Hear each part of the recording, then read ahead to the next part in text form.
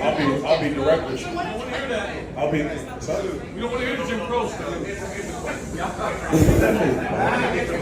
Listen, I'm gonna be direct with you. I don't believe in reparations. I don't. Well, then you don't believe in the black community.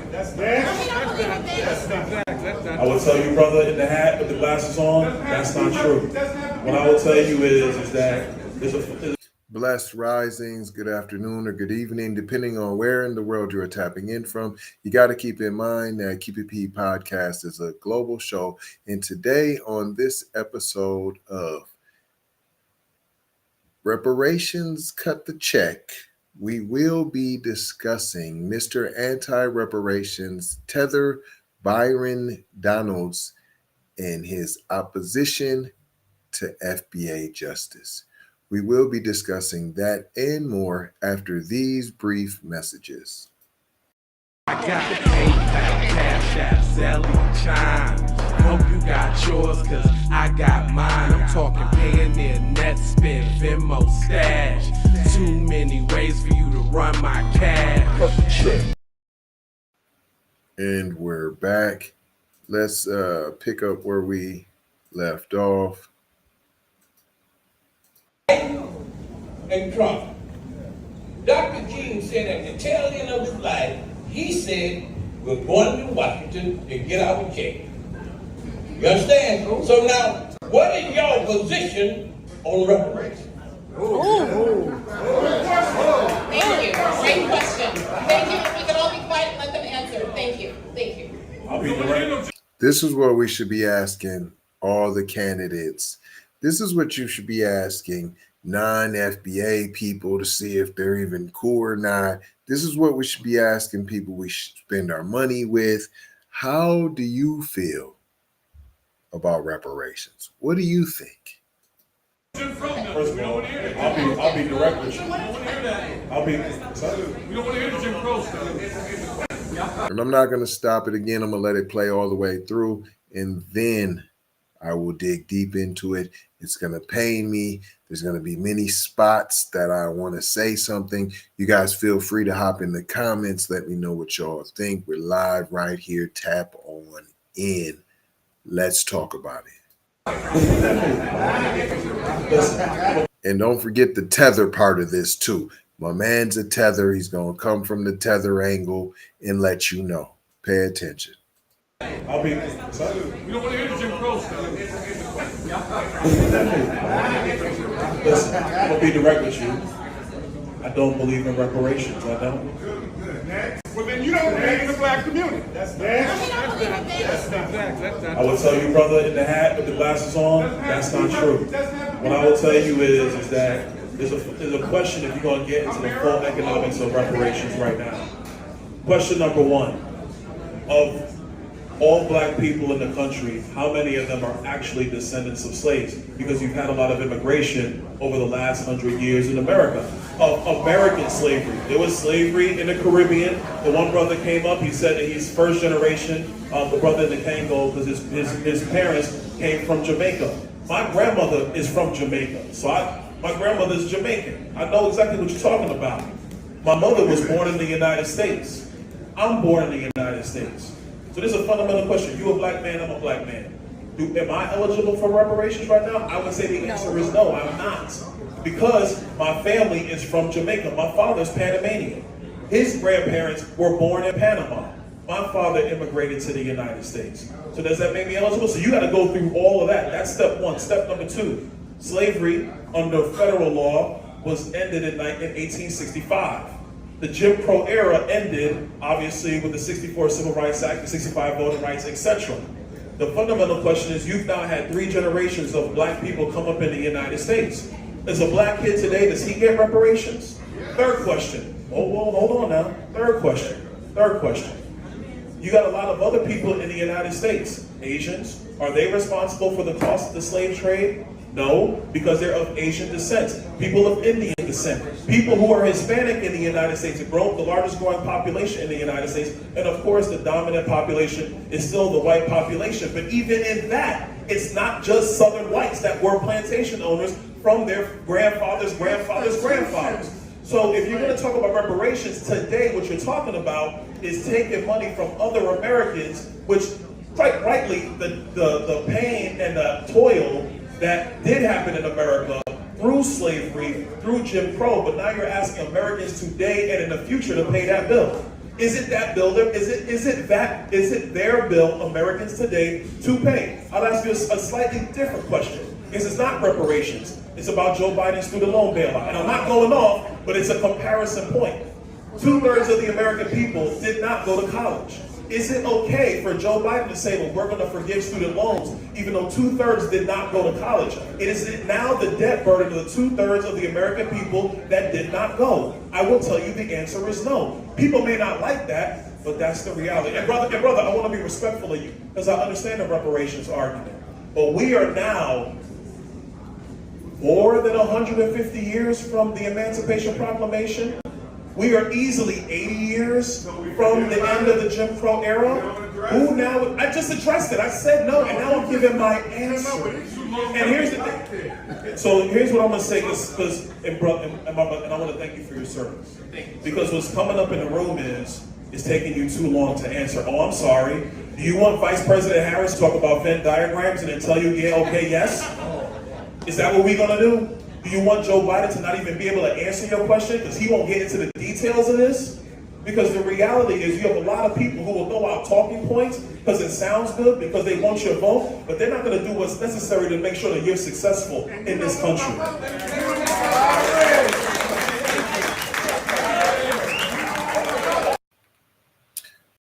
All right, we listened to this.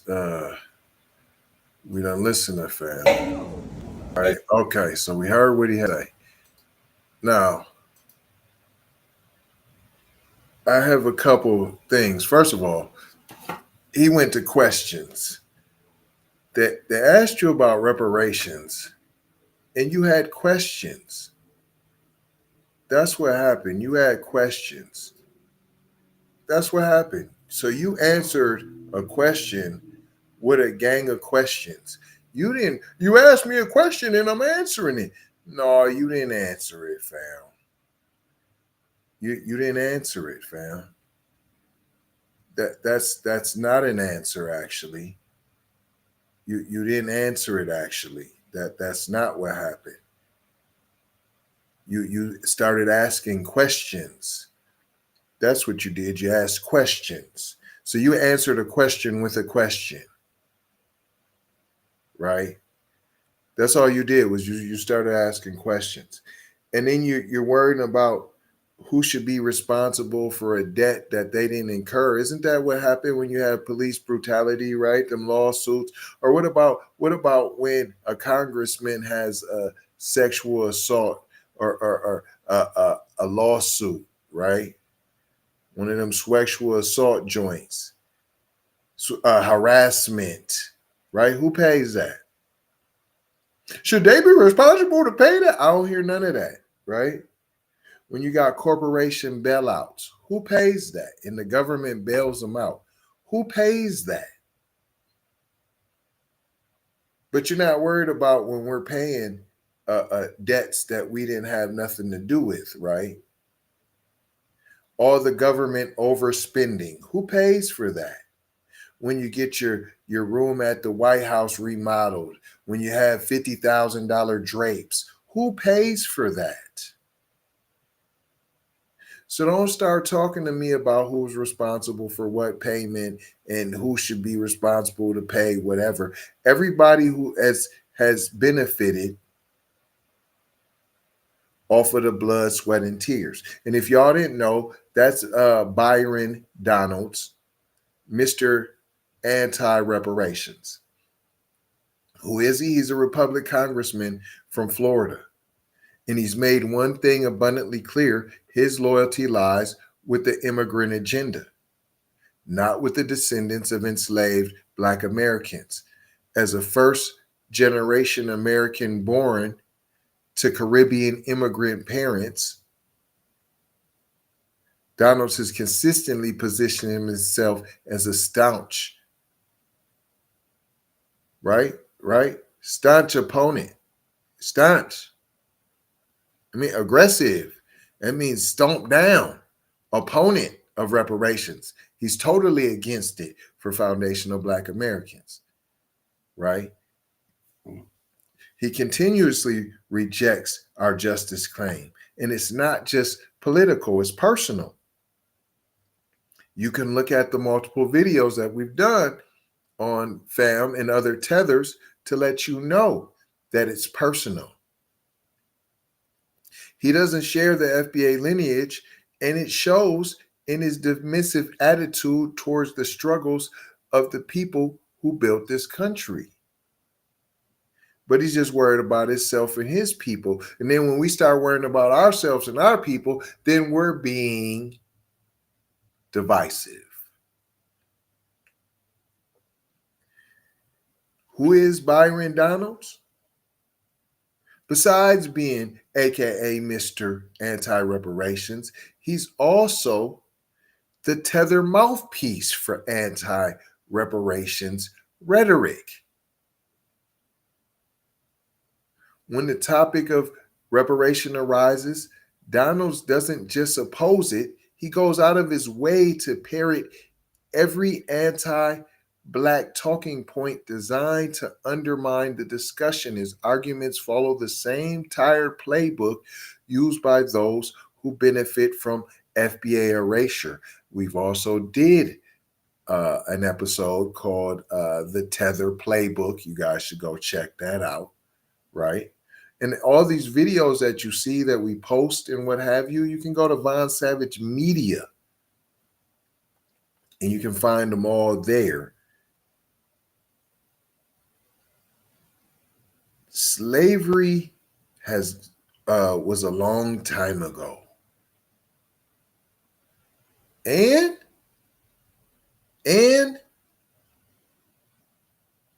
they're just so conveniently ignoring the lasting economic and systematic damage that still impacts FBA communities today. That's why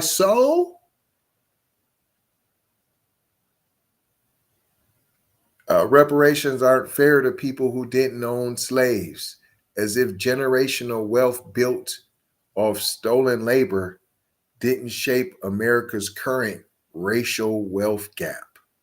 Hello?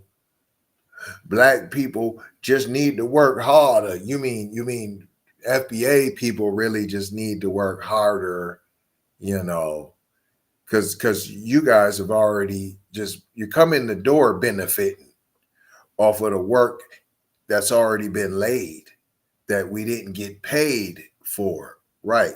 This is the classic bootstrap myth, ignoring the policies that actively sabotage FBA economic advancement that you tethers are a part of. But you want to pretend like you don't know that. So let me make that very clear, since we want to pretend like we don't know. You continually ignore the policies that actively sabotage FBA economic advancement. Right. You come in here, you got your 5 years, don't have to pay taxes. You didn't have to come in and deal with Jim Crow. You ran from apartheid, right? You're over there in a lot of them places still whacking yourself, talking about unity, talking about divisiveness. Well, why don't you bring that recipe of love and togetherness and unity over to your squad? That's all I'm saying. Why you can't bring that to your homeland? You had to come over here and do it? That's when you wanted to get started? Okay, I just wanted to be clear on that. And what's so crazy is Donalds isn't just speaking for himself. He represents a growing class of Black immigrants, tethers, right? See, here we go. This is what a tether is. It's a class of Black immigrants who align with anti-FBA policies while reaping the benefits of the struggles FBA fought for. That is what a tether is. Not because he's just a black immigrant. No, listen to what I'm saying. It's because this is what a tether is. Are you listening? Because you guys act like you can't hear. So this is what a tether is. It is not simply a black immigrant. It is not. You have to have these other pieces, these other actions that are involved. A tether is a class of black immigrants who align with FBA I want to make it straight through because you guys are trying to chop it and screw it and right.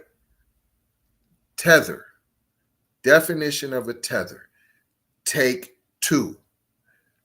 A class of black immigrants who align with anti-FBA policies while reaping the benefits of the struggles FBA's fought for. That is what a tether is. Let us continue. Tether first, FBA never. It's no coincidence that Byron Donalds aligns himself with the anti-reparations movement. Is that not crazy that there's an anti-reparations movement? A movement of anti, right? FBA sentiment. It has to be because that's who reparations is for. That's what everybody is saying. Everyone knows we can't act like everyone doesn't know because everyone knows. We already know that everyone knows. His black immigrant background informs his whole entire political stance. They all do. Isn't it actually kind of like human nature? Let's not even pretend. If I'm white, I go with the white stuff.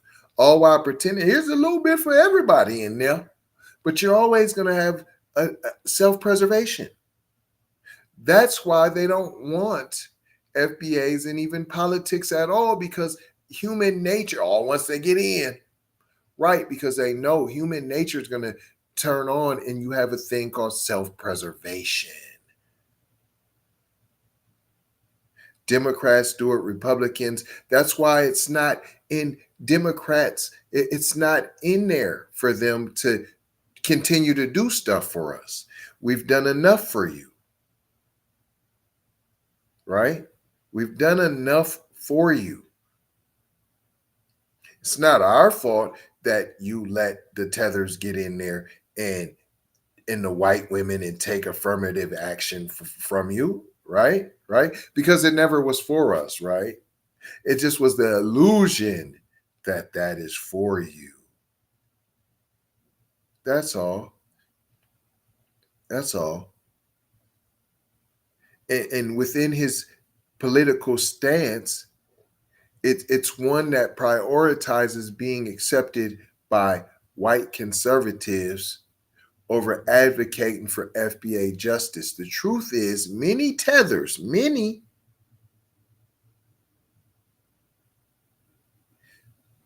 see FBA struggles as a stepping stone rather than a shared history,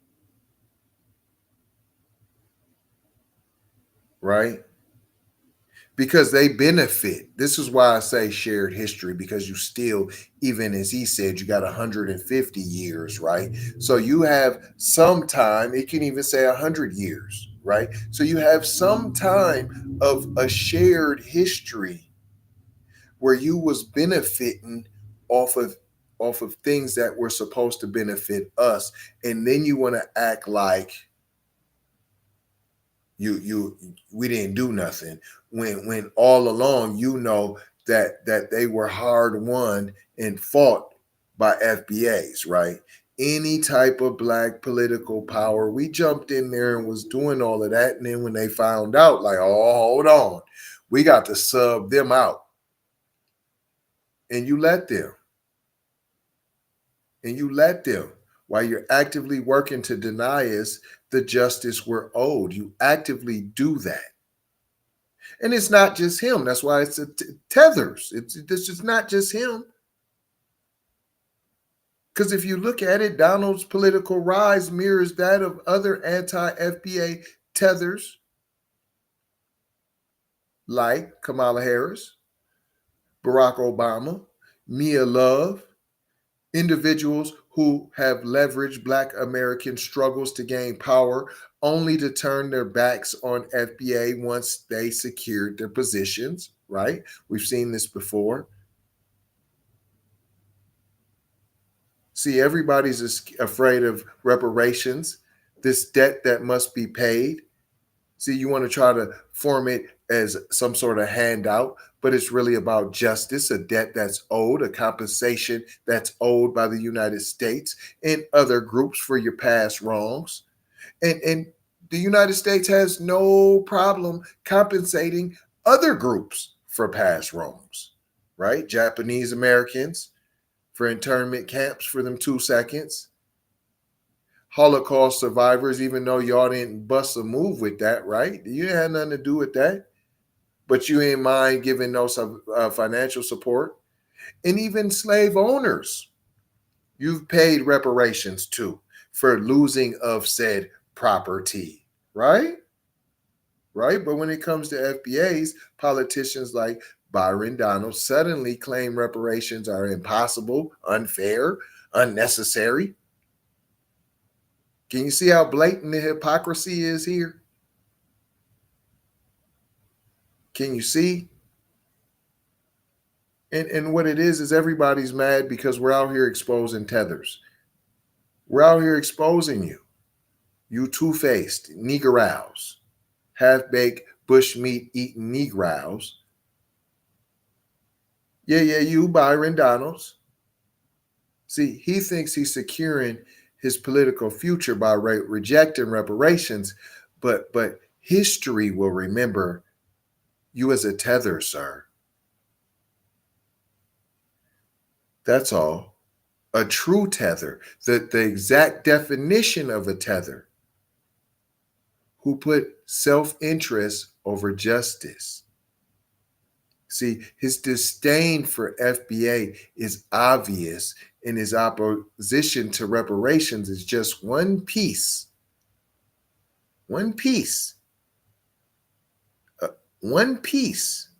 of his alignment with anti-FBA policies. But the reality is when the reparation check gets cut, will he be still doing all his grandstanding, or will he be the first in line trying to claim what he worked so hard to deny us? And the answer is undoubtedly yes, he will be, just like a tether would be. It's in his DNA.